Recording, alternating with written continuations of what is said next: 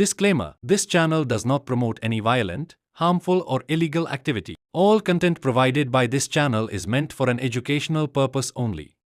মোট 10 দফা দাবিকে সামনে রেখে বুধবার মালদায় আন্দোলনে নামলেন Malda diagnostic and polyclinic merchants অ্যাসোসিয়েশনের সদস্যরা। তারা শহরের রাজপথে মিছিল করেন। মিছিল শেষে জেলা মুখ্য স্বাস্থ্য আধিকারিকের দপ্তরে গিয়ে বিক্ষোভ দেখান।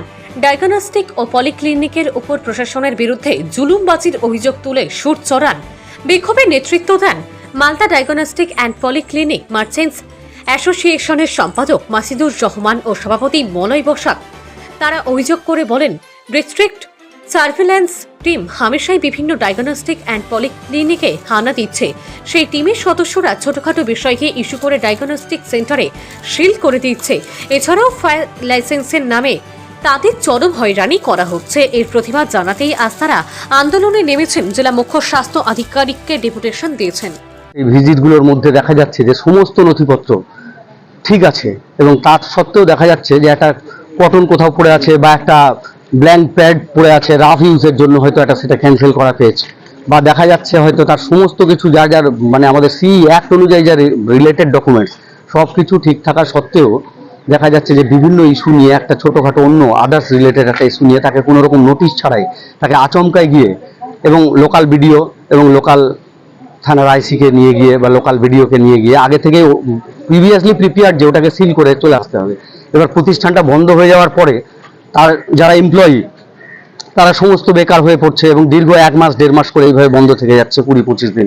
এর মধ্যে বিগত অনেক দিন মাঝখানে আমরা এরকমও দেখেছি যে তারা সুইসাইড করার পরিপ্ল্যানও করেছে। আমাদের মিটিংয়ে এরকম আমরা কয়েকজনকে অনেক কনভিনিয়েন্স করে বুঝিয়েছি যে সুইসাইড করে নেবে।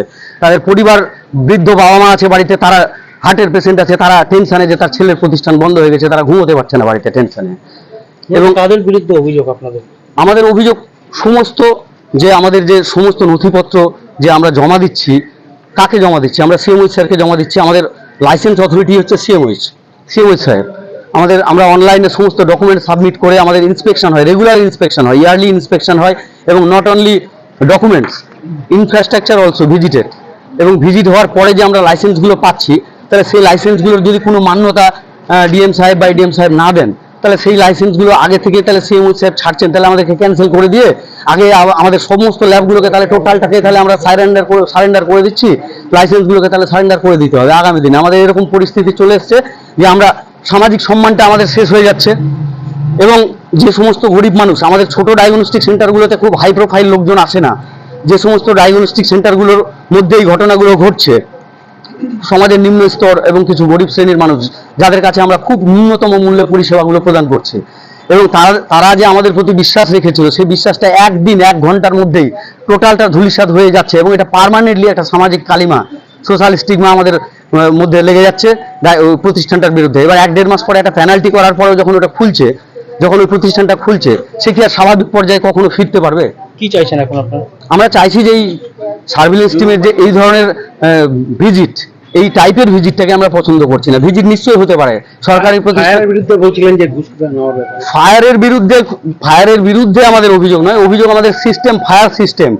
আমাদের ডায়াগনস্টিক সেন্টারগুলোর মধ্যে small diagnostic centre, day care unit যেগুলোতে আমাদের বেড নেই, এই সমস্ত ডায়াগনস্টিক সেন্টারগুলোতে আমাদের সিএমওইচ অফিস থেকেই বিফোর 2020 আগে অবধি বলা হয়েছিল যে আপনারা ফায়ার এক্সটিংগুইশার মানে অগ্নি নির্বাপক ব্যবস্থা সাফিসিয়েন্ট থাকলে আপনাদের আর কোনো কিছু করতে হবে না এবং এটা আমাদের ইন্সপেকশন বুকেও লিখে আসা হয়েছে।